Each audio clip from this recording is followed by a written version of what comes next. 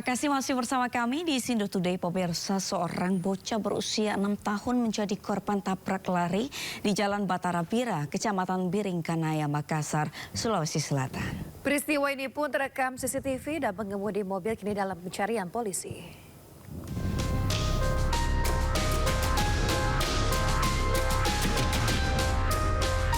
Inilah rekaman CCTV detik-detik seorang bocah berusia 6 tahun ditabrak sebuah minibus saat hendak menyeberang jalan di Jalan Batara Bira, Kecamatan Biringkanaya, Makassar, Sulawesi Selatan. Dalam rekaman terlihat korban yang saat itu berada di tepi jalan tiba-tiba berlari ke tengah jalan untuk menyeberang. Naas dari arah samping sebuah minibus melaju dan langsung menabrak tubuh korban. Akibat benturan keras, sang bocah terpental sejauh kurang lebih 10 meter hingga akhirnya tergeletak tak berdaya di tengah jalan. Ironisnya, bukan membantu korban, pengemudi minibus justru langsung meninggalkan lokasi kejadian. Korban pun akhirnya dievakuasi warga dan dilarikan ke RSUD Daya Makassar untuk mendapatkan perawatan medis. Polrestabes Makassar pun telah mendalami kasus ini dan telah memeriksa rekaman CCTV dan telah mengantongi ciri-ciri pelaku. Menyeberang, tiba-tiba kendaraan roda 4 menabrak, akhirnya anak terlempar. Dan untuk kendaraan itu langsung meninggalkan TKP.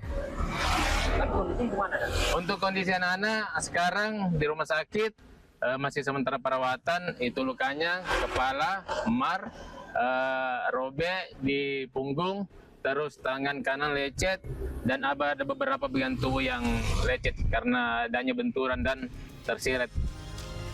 Polisi kini tengah memburu pelaku tabrak lari dan mengimbau pada pelaku untuk segera menyerahkan diri. Dari Makassar, Sulawesi Selatan, Wahyu Ruslan, iNews melaporkan.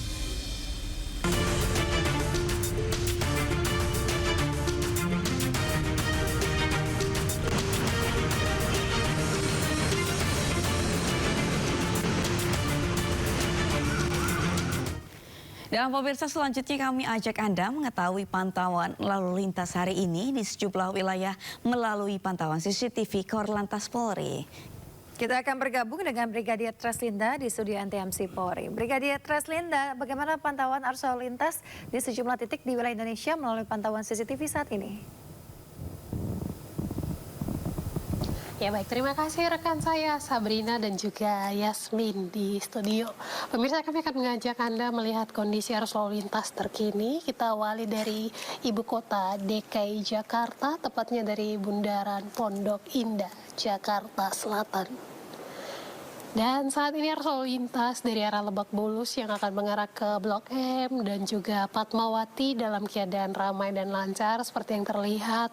Dan memang hingga pagi hari ini kawasan ini juga sedang diguyur hujan. Tentunya kami harapkan Anda untuk selalu berhati-hati. Kemudian untuk arus lalu lintas dari Lebak Bulus, Blok M dan Fatmawati yang akan mengarah ke Bintaro saat ini juga masih dalam keadaan ramai dan lancar. Perlambatan kecepatan kendaraan di kawasan ini hanya terjadi pada antrian traffic light saja.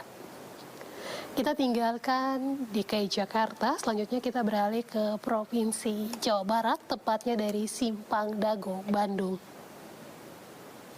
Saat ini arus lalu lintas dari arah Pasteur yang akan mengarah ke Suropati melalui jalan arteri dalam keadaan ramai dan lancar. Kemudian dari arah Pasteur yang akan mengarah ke arah Suropati melalui flyover Pasopati juga dalam keadaan ramai dan lancar, dan memang perlambatan kecepatan kendaraan di kawasan ini juga hanya terjadi pada antrian traffic light. Meskipun perlambatan kecepatan kendaraan terjadi di antrian traffic light, kami harapkan Anda tetap menjaga batas kecepatan kendaraan Anda. Antisipasi dapat terjadi hidroplaning akibat hujan pada pagi hari ini.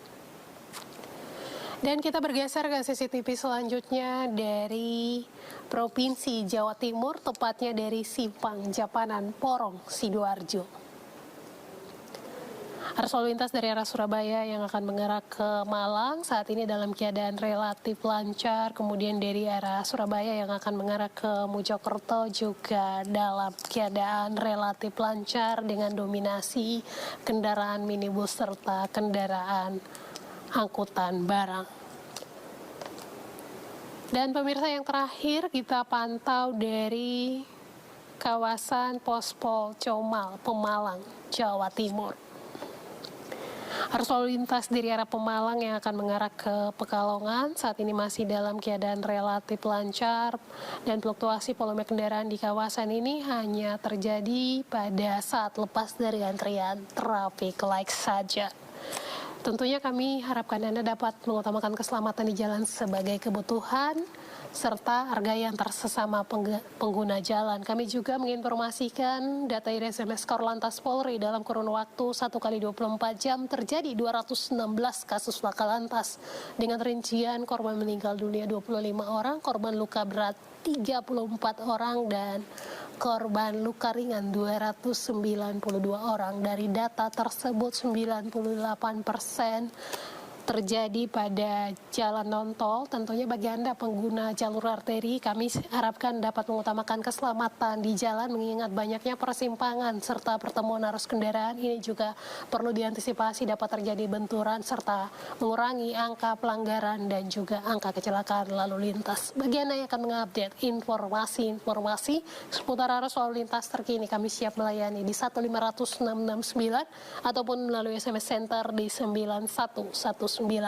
Kembali ke rekan saya Sabrina dan juga Yasmin di studio. Silakan. Baik, terima kasih Brigadir Treslinda atas laporan Anda. Selamat bertugas kembali dan salam presisi.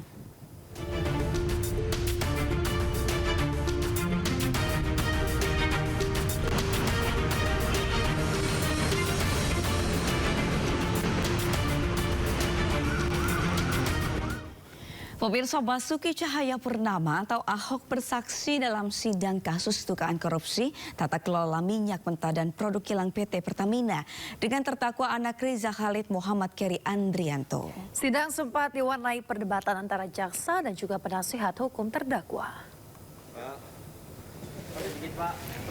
Pemirsa, dalam sidang yang digelar di Pengadilan Tipikor Jakarta, Ahok bersaksi dalam kapasitasnya sebagai Komisaris Utama Pertamina pada tahun 2019 hingga 2024. Perdebatan pun terjadi saat tim penasihat hukum terdakwa melontarkan protes saat jaksa melakukan sesi tanya jawab dengan Ahok. Dalam kesaksiannya, Ahok mengaku tidak pernah menerima laporan adanya masalah mengenai penyewaan terminal BBM milik PT OTM oleh PT Pertamina. Nah, itu kan terhalang jalannya. Saksi Karen maupun saksi Nikem menyatakan tidak adanya kebutuhan untuk penyewaan storage ini, Saudara. Artinya kondisi ini apakah pernah keberatan nih Bapak Ketua, yang ngomong sewa itu tidak dibutuhkan siapa tadi, saksi siapa? nanti saya konfirmasi ke Bukan saksi siapa? Sudah. Saksi Nike ada menjelaskan. Nggak ada. Sebentar. Silakan nanti di counter. Nah, kan ada catatannya masing-masing toh. Nanti gilirannya silakan dikonfirmasi lagi. Gitu ya. Silakan nanti di counter lagi. Kalau kayak gini nanti nggak selesai. Dilanjutkan Pak Jaksa. Silakan. Kan Saya punya catatan masing-masing. Gitu ya. Silakan. Lanjut Pak. Masih ada keberatan lagi? Kami akan selalu keberatan kalau disampaikan yang bukan fakta. Oke, saudara saksi ya. Pertanyaan saya, apakah saudara pernah mendapatkan laporan dari direksi baik itu dari subholding maupun holding terkait fakta-fakta yang tadi disampaikan? Ya, 2014 saya masih jauh belum masuk ke dalamnya. Enggak, ini kan periode sewanya sampai 2024 saudara saksi. Kami tidak mungkin ngurusin operasional sewa sampai sekian panjang ke meja kami. Kecuali ada temuan BPK atau BPKP. Iya. Nah, ini tidak ada. Selama saya masuk, saya ketua komite audit, ada teman saya itu tidak pernah menerima laporan adanya temuan kemahalan seperti ini. Makanya saya cuma menduga, kalau mau minta keterangan saya menduga sepengetahuan. Mungkin karena waktu itu JT banyak rusak. Waktu saya masuk itu hampir semua pelabuhan terminalnya Pertamina itu rusak JT-nya. Nggak bisa sandarin kapal yang besar. Nah, saya nggak tahu apa karena itu. Tapi yang pasti 2014 saya belum masuk dan tidak ada temuan waktu saya masuk. Oke. Kasus tata kelola minyak mentah melibatkan Riza Khalid, anaknya Keri Andrianto, Riza, dan 16 terdakwa lain. Total kerugian negara dalam kasus ini mencapai 285,18 triliun.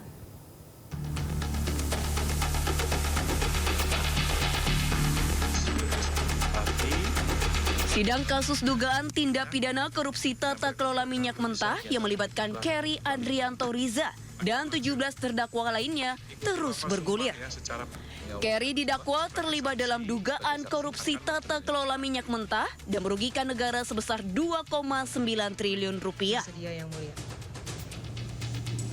Terdakwa Kerry Adrianto Riza membantah tuduhan jaksa penuntut umum.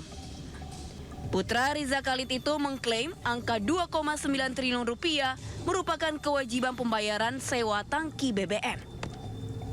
Selain Kerry, ada 17 terdakwa yang diduga terlibat dalam kasus ini. Salah satunya adalah ayah Kerry, Riza Khalid.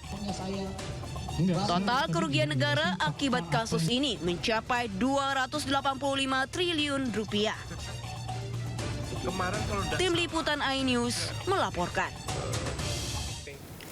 Akademisi Rocky Gerung diperiksa penyidik Polda Metro Jaya sebagai saksi meringankan yang diajukan tersangka Roy Suryo CS dalam kasus tudingan ijazah palsu Presiden ke-7 RI Joko Widodo. Rocky Gerung menyambangi Polda Metro Jaya bersama kuasa hukum Roy CS, Refli Harun, serta ketiga tersangka yakni Roy Suryo, Rismon Sianipar, dan juga Dr. Tifa. Usai menjalani pemeriksaan selama kurang lebih 2,5 jam, Rocky Gerung mengaku dicecar pertanyaan seputar metode penelitian para tersangka terkait keaslian ijazah Jokowi.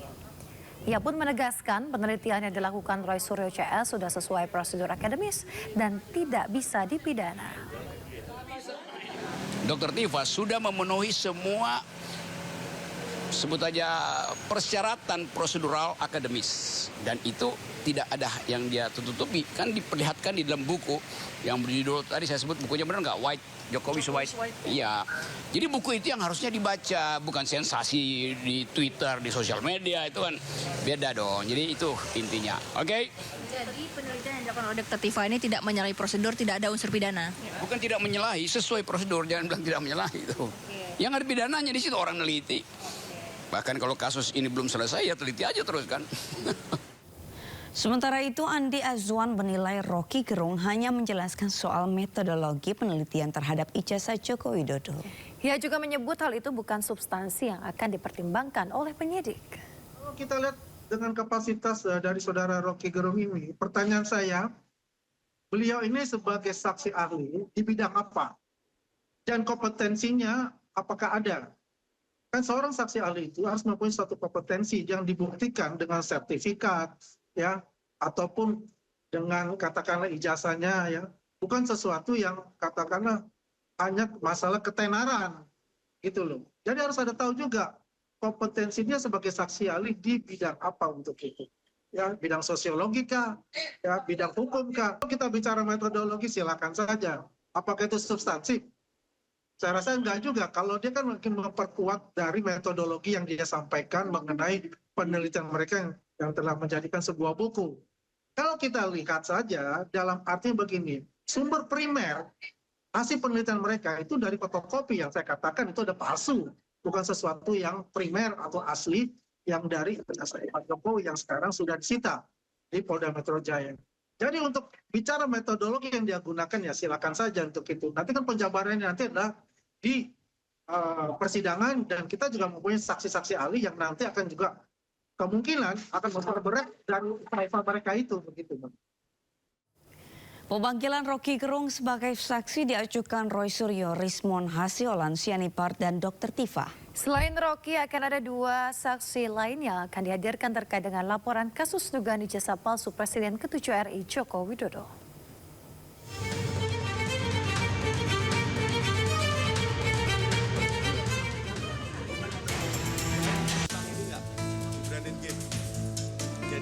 Tim kuasa hukum Roy Suryo CS mulai mengajukan saksi dan ahli meringankan dalam kasus ijazah palsu Presiden ke-7 Joko Widodo.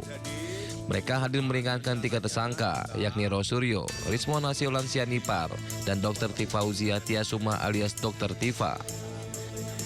Pengacara Roy Suryo CS Refli Harun mengatakan, berdasarkan undangan seharusnya ada 3 saksi fakta dan 7 ahli yang diminta hadir. Refli juga menyebut sejumlah ahli lain juga akan dipanggil menyusul hingga akhir Januari. Datang hari ini adalah pertama di samping saya Profesor Tono Saksono. Beliau ahli pengukuran geodesi dan nanti akan menjelaskan bahwa apa yang dikerjakan oleh terutama Rismon Sianipar dan Roy Suryo itu adalah sesuatu yang proven, terbukti setelah beliau melakukan hal yang sama berdasarkan keahlian yang beliau miliki. Itu satu. Yang kedua, nanti akan ada juga Profesor Zainal Mutakin, seorang ahli bedah saraf neuroscience ya. Mungkin lebih banyak akan memberikan keterangan ahli untuk Dr. Tifa, karena kita tahu Dr. Tifa banyak membuat statement-statement yang didasarkan pada ilmunya, latar belakangnya neuroscience. Dia sebut juga neuroscience, neuropolitika, dan lain sebagainya yang insya Allah nanti ada pembenarannya berdasarkan keterangan ahli dari Profesor Zainal Mutakin bahwa ilmu itu memang bisa dipakai untuk menilai perilaku dan lain sebagainya. Dan lebih jelasnya itu ada di buku Jokowi White Paper. Yang ketiga adalah Profesor Henry Subiakto.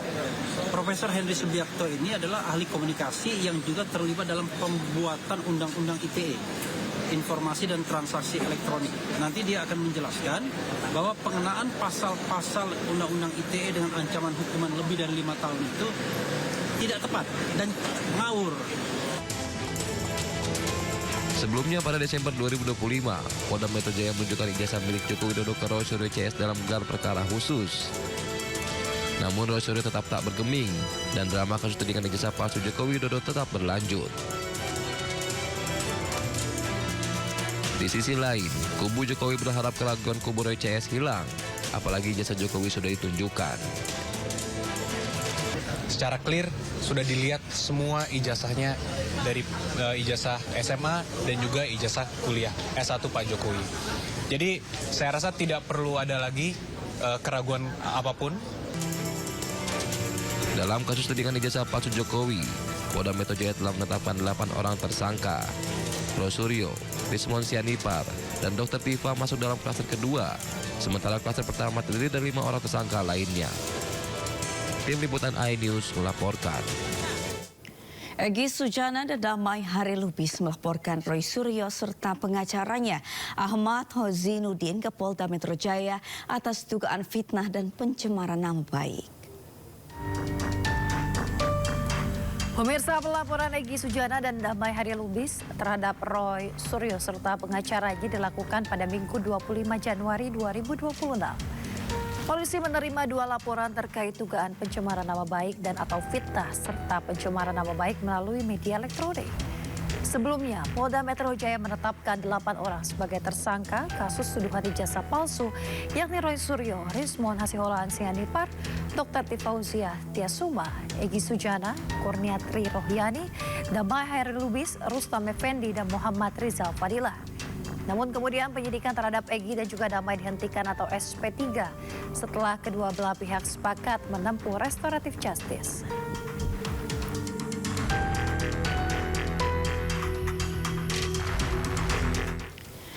Pemirsa, kita beralih ke informasi lain. Polisi menyebut Reza Arab Oktavian berada di lokasi kejadian saat Lila Lafah, kekasihnya, meninggal di apartemen. Lantaran masih berduka, Reza Arab kemarin mangkir dari pemeriksaan polisi.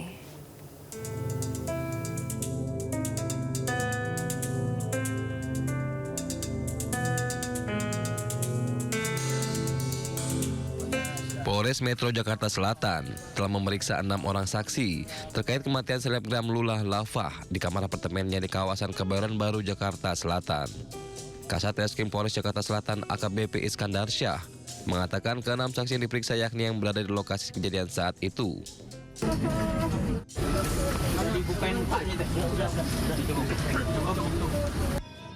Berdasarkan keterangan saksi, petugas telah mendapatkan kronologi dan barang bukti dari lokasi kejadian. Polisi juga menyebut bahwa Reza Arab berada di lokasi kejadian. Dapat dilaksanakan oleh TKP dan kami sudah memeriksa melaksanakan klarifikasi pada saksi-saksi yang ada di tempat kejadian perkara yang melihat, menyaksikan dan mendengar. Dari saksi-saksi tersebut kita mendapatkan suatu alur cerita dan barang bukti yang ada di tempat kejadian perkara juga sudah kita amankan dan akan kita proses lebih lanjut karena beberapa membutuhkan keterangan dari laboratorium forensik. Sampai saat ini dugaan untuk pacarnya ada dari keterangan bahwa ada di TKP. Oleh karena itu, jadi kita tetap melakukan klarifikasi dan saudara RA ini pacarnya kooperatif dan akan hadir pada pemeriksaan atau klarifikasi di Polres Metro Jakarta Selatan. Reza Arab diagendakan jalani pemeriksaan Senin kemarin namun tidak hadir. Sementara manajer almarhumah Lula Lava Adita Baskara sudah menyerahkan sejumlah bukti ke laboratorium forensik Polres Metro Jakarta Selatan. Namun polisi hingga kini belum bisa memastikan penyebab pasti kematian Lula Lava. Tim Liputan iNews melaporkan. Sebelumnya Jagat hiburan digegerkan dengan kabar meninggalnya selebgram sekaligus kekasih Reza Arab, Lula Lava. Lula dimakamkan Sabtu siang di Pemakaman Umum Rawat Rate, Jakarta Timur.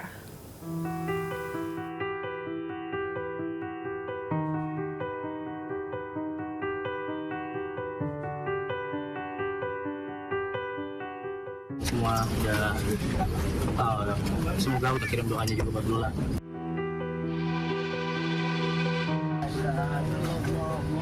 Isak tangis keluarga tak terbendung saat jenazah selebgram Lula Lava dimakamkan di Pemakaman Umum Rawat Rate, Jakarta Timur.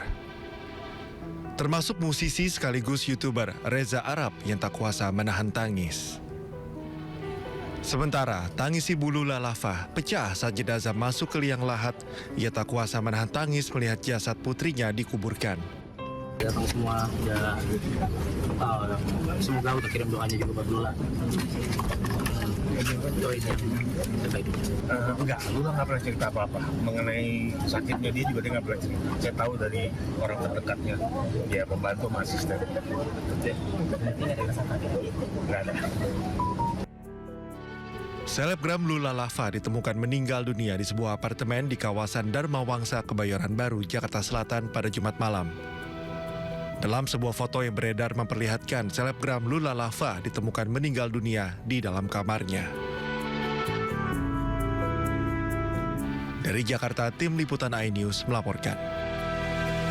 Kekacauan meletus di Minneapolis saat polisi dan aktivis anti-ICE bentrok. Informasi mancanegara usai jeda pemirsa, tetaplah di Sindo Today.